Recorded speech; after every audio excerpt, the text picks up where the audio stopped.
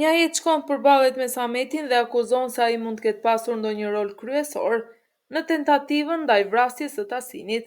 Sameti përgjigjet qartësisht se nuk ka asnjë lidhje me këtë ngjarje, duke sqaruar se është i sëmurë dhe nuk ka ndërmend të rrezikojë jetën e tij duke marrë hak për Tasinin. Një jetë gjithashtu e pyet se si ndihet për shëndetin e vëllait të tij, por Samet përgjigjet i vendosur qartë, duke thënë se nuk ndjen asnjë përgjegjësi ose lidhje për situatën, sepse nuk e konsideron vëllain e tij. Bejamin u jep këshill Esatit dhe Hikmetit që të shkojnë në spital dhe të interesohen për shëndetin e Tasinit, duke treguar përgjegjësinë dhe kujdesin familjar, por Esat dhe Hikmeti përgjigjen me ironi, duke i thënë se nëse ndihet kaq i kujdesshëm, mund të shkojë në spital dhe të përfaqësojë familjen Shansalan. Gjian shkon në spital dhe dëshiron të qëndrojë pranë Melekut dhe Sumrus, për t'i mbështetur emocionalisht, por nuk pranon këtë dhe fillon të acarohet, duke përdorur ironi për të theksuar se për fat të keq, as Tasini nuk u dëmtua nga Gjiani dhe Sameti. Gjian përpiqet të bindë Nuhun se ai nuk ka asnjë lidhje me ngjarjen, por Nuh mbetet skeptik. Në atë moment dëryn Melek dhe i kërkon Nuhut të mos e akuzojë Gjianin pa prova. Jashtë spitalit, Melek i kërkon falje Gjianit për sjelljen e ashpër të Nuhut, por Gjiani është i përqendruar tek shëndeti i Tasinit. Ai dëshiron që Tasin të shërohet sa më shpejt dhe së bashku të gjejnë përgjegjësit e sulmit ndaj tij.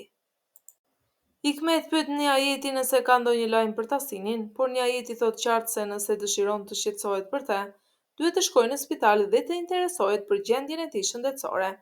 Hikmet e vendosur i përgjigjet se nuk i intereson nëse Tasin jeton apo vdes. Xhanan dhe Bejamin shkojnë në spital për të marrë informacion mbi gjendjen shëndetësore të Tasinit.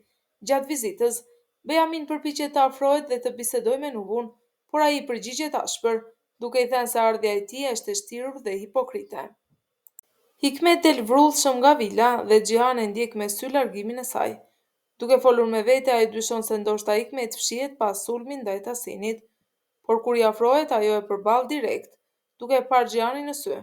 Ajo i tregon se ndihet e lënduar nga dyshimi i tij dhe i thot se po pret të pijë një kafe me një shoqe. Hikmet përdor aftësinë e saj manipuluese për të nxitur gruan e Gërkanit të jetojë zhdukjen e burrit të saj. Ajo i sugjeron me kujdes dhe me takt se pas zhdukjes mund të jenë përfshirë persona të tjerë, duke përmendur kështu Sumrun dhe Tasinin si të dyshuar të mundshëm. Sumru me lot në sy, i lutet Tasinit të qëndrojë pranë saj, duke i shprehur se ai është i vetmi burr që e ka dashur pa interesa dhe përfitime, ndryshe nga Sameti. Ajo i shtrëngon dorën me forcë dhe i thot se sa shumë e do, duke treguar gjithë ndjenjen dhe varësinë emocionale që ka ndaj tij.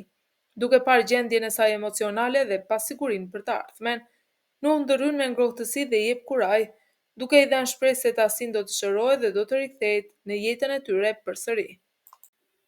Nuh mbërri në vilën Shansalan i acaruar dhe në gjendje ekstreme fillon të shtenat me armë, duke bërtitur dhe thirrur Gjianin që të dalë për t'u përballur me të.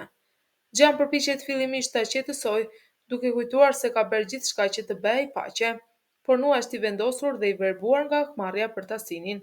Ai refuzon çdo zgjidhje paqësore dhe shpall hapur luftë Gjianit. Në fund Nuh largohet me kërcënime, duke thënë se ata do të përballen sërish shumë shpejt.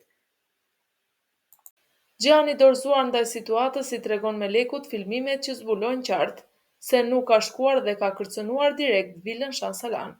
Ai shpjegon se ka hequr dorë nga çdo përpjekje për paqe me Nuhun, duke pranuar se situata ka dalë jashtë kontrollit. Melek mbetet e habitur dhe e shqetësuar nga fjalët e Gjianit, duke kuptuar se Gjian po i shpall hapur luftë vetë vëllait të saj. Nazim bisedon me Sevilajin për gjendjen e Tasinit dhe për informacionet e fundit lidhur me shëndetin e tij. Megjithatë, xhelozia e Nuhut ndaj afrimit të tyre nuk ka fund, dhe ai fillon ta qortojë dhe kërcënojë Nazimin. Nazim, duke parë sjelljen e rrezikshme dhe agresive të Nuhut, i jep këshilla Sevilajit që të jetë më e kujdesshme dhe e vëmendshme ndaj veprimeve të tij. Për shkak të tensionit dhe frikës nga situata, Sevilaj vendos të largohet nga spitali. Operacioni i Tasinit përfundon me sukses dhe ai zgjohet nga koma.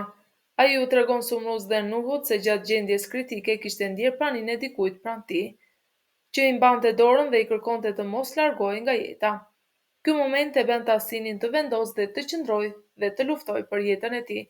Sumru dhe Nu, të lumtur dhe të lehtësuar, qeshin me gëzim, sepse Tasin kishte ndjerë dhe kuptuar lutjen dhe dëshirën e Sumrus. Samet bisedon me dike për të kërkuar parat mbrapsh, duke arsyetuar se atentatin ndaj Tasinit e kishte kryer tashmë dikush tjetër. Kur Xhehan dëgjon këtë, ai ndihet i zhgënjur dhe i acaruar.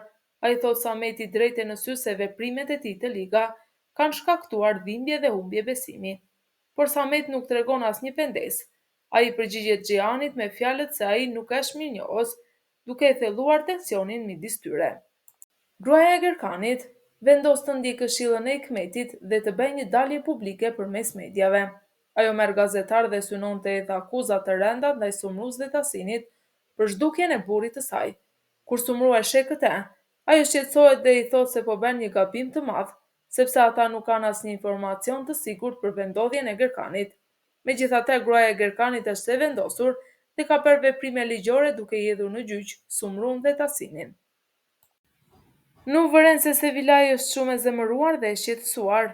Ai përpiqet të afrohet dhe i shpreh pendesën për shpërtimet e xhelozisë së tij, duke pranuar gabimet e së kaluarës. Megjithatë, Sevilaj nuk pranon justifikimet e tij dhe e kërcënon, duke i treguar se ky është shansi i fundit që ka për të rregulluar gjërat. Ajo i tregon Nuhut se me veprimet e tij po e bën të përjetojë përsëri traumat e fëmijërisë që ka kaluar nga babai i saj, duke e thelluar tensionin dhe dramën midis tyre. Gjani afrohet Nazimit dhe i rrëfen shqetësimet e tij për jetën, duke shprehur dëshirën të jetë i lumtur pranë Melekut dhe fëmijës së tyre. Ai tregon se sa e rëndësishme është për të krijojë një familje të qetë dhe të lumtur. Nazim e këshillon Xhanin të qëndrojë pranë Melekut, të mos e lërë të largohet dhe të bëjë çdo gjë për të siguruar lumturinë e tyre, duke i dhënë mbështetje dhe besim për të ardhmen. Sumru teje e shqetësuar i tregon Nuhut për veprimet e gruas së Gerkanit dhe për masat që mund të ndërmarrin për situatën. Ajo shpreh frikën dhe pasigurinë e saj duke u ndjerë mbi ngarkuar nga përgjegjësitë. Nuh e qetëson duke i shpjeguar se trupi i Gerkanit është i vështirë për t'u gjetur dhe se nuk ka prova konkrete që mund të përdoren kundër tyre.